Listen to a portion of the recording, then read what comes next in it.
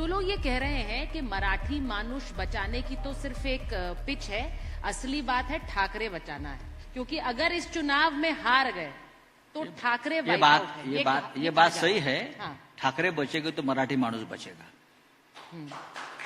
ये बात सही है। ठाकरे बचेगे तो मराठी मानुष और मुंबई बचेगी, ये सबको मालूम है। ये देवेंद्र जी को भी मालूम है, ये विनोद तावड़े को मालूम है, ये सबको मालूम है। जो लोग कह रहे हैं कि अगर बीएमसी हार गए तो ठाकरे वाइप आउट है, ठाकरे कभी वाइप आउट नहीं होते। हमने बहुत चुनाव हारे हैं, हम बहुत कम चुनाव जीते हैं, लेकिन ठाकरे और शिवसेना जैसी है। देखिए, चुनाव के हार जीत के ऊपर ये निर्भर नहीं करता, संगठन मजबूत है हमारा।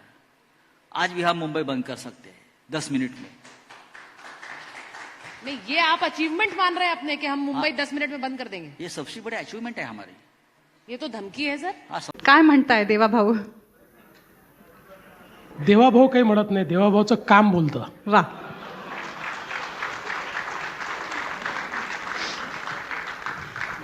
तुम्ही म्हणताय तुमचं काम बोलतं, मग अजितदादा सारखे टीका का करतात? अजितदादा बोलतात, माझं काम बोलतं, अजितदादा बोलतात. काल परवाकडे कोणतरी एक तामिळनाडू बंद रसमलाई आली होती,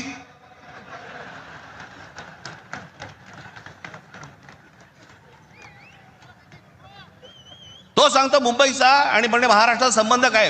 तुझा काय संबंध आहे इथे याचा?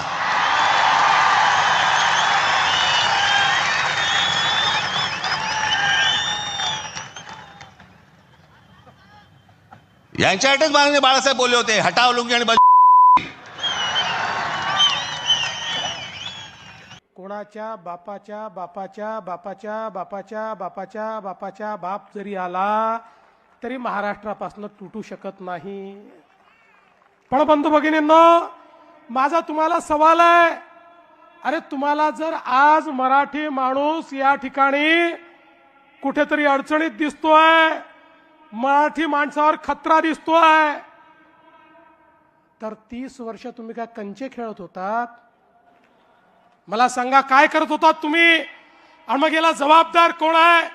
25-25 वर्ष या महानगरपालिकेमध्ये खुर्च्या तोडण्याचं काम तुम्ही केलं, आणि तरी जर माझा मराठी माणूस या ठिकाणी अडचणीत असेल, अरे चुल्लू भर पानी में डूब मरो, कहा वोट मांगने के लिए यहां आते हो? आणि मला आव्हान देतात, म्हणे आदित्यशी चर्चा करा. ठीक आहे, तुम्हाला पोराला प्रमोट करायचं आहे, पण आदित्यशी चर्चा करा. अरे बाबा, आदित्यशी जर चर्चा करायची असेल तर आमची बाजूची उमेदवार शीतल गंभीर ती देखील याच्याकरता पुरेशी आहे. आज खुलं आव्हान देतो, उद्या दिवसभरात कधीही आदित्य ठाकरेंनी सांगावं त्या ठिकाणी आदित्य ठाकरे येतील, आमच्याकडनं शीतल गंभीर येईल आणि करूया चर्चा. आणि मग काय सांगायचं? मुंबईकरांकरता शेवटची निवडणूक, मराठी माणसाकरता शेवटची निवडणूक. बंधू भगिनींनो, ही मुंबईकरांकरता शेवटची निवडणूक नाही, ही मराठी माणसाच्या अस्तित्वाची निवडणूक नाही. अरे हा मराठी माणूस तो आहे ज्यानं अटके पार झेंडे लावले. छत्रपती शिवाजी महाराजांनी आम्हाला असं सळसळत रक्त दिलाय. आम्ही अन्याय सहन करणारे हे मराठी लोक नाही आहोत. अरे आम्ही तर त्या ठिकाणी पानिपतच्या लढाईमध्ये लढण्याकरता गेलो होतो, ते संकट महाराष्ट्रावर नव्हतं. अहमद शाह अब्दालीने त्या ठिकाणी पत्र लिहून कळवलं होतं मराठ्यांना की तुम्ही केवळ सिंध, पंजाब आणि बलुचिस्तान हे माझं आहे म्हणून सांगा, उर्वरित संपूर्ण भारत हा मराठ्यांचा आहे म्हणून मी त्या ठिकाणी त्याला मान्यता देतो. पण मराठे थांबले नाही, कारण आपल्या भारताचे तुकडे होत होते आणि तिथे जाऊन लढलेले आम्ही मराठे आहोत. आणि तुम्ही या ठिकाणी आम्हाला सांगता आपलं अस्तित्व संपून जाईल. अरे मराठी माणसाच्या अस्तित्वाची लढाई नाहीये, तुमचं अस्तित्व पणाला लागलेलं आहे.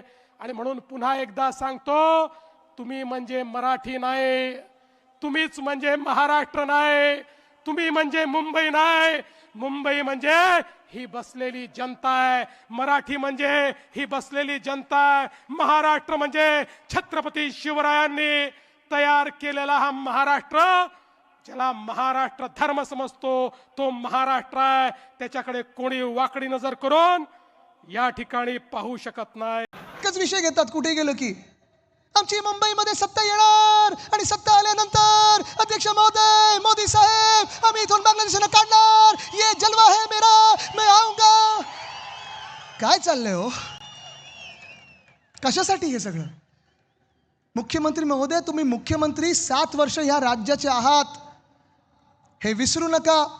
तुम्ही या महाराष्ट्राचे गृहमंत्री, गेल्या 12 वर्षामधून 10 वर्ष तुमच्याच हातात गृह खातं राहिलेलं आहे. हे कर्तव्य बांगलादेशांना ओळखणं आणि काढण्याचं हे 10 वर्ष तुमच्या हातात होतं. ही जिम्मेदारी, ही जबाबदारी ही तुमच्या हातात होती. जर तुम्ही तिथे चुकला असाल तर सरळ सरळ येऊन सांगा, आम्ही चुकलो, अजूनही आम्हाला बांगलादेशी सापडलेले नाहीत आणि ही निवडणूक त्याच्याबद्दल नाहीच आहे. किंवा असंही असू शकतं की मुख्यमंत्री महोदय प्रधानमंत्री महोदयांवर टीका करतात, ज्यांची सत्ता बहुमत दिल्लीमध्ये 12 वर्ष आहे. कारण बांगलादेशानं ओळखण्याचं काम, बांगलादेशाने इथून काढण्याचं काम हे केंद्र सरकारचं आहे आणि राज्य सरकारचं आहे. पण मी तुम्हाला पुन्हा एकदा आठवण करून देतो, या खोट्या आश्वासनावर जाऊ नका, त्यांच्या फेल्युअरवर जाऊ नका. कारण ही निवडणूक आहे तुमच्या गल्लीची आहे, आपल्या BST बसची आहे, आपल्या पाणीची आहे, वॉटर गटर मीटर ह्याची आहे, मुंबई महानगरपालिकेची निवडणूक आहे.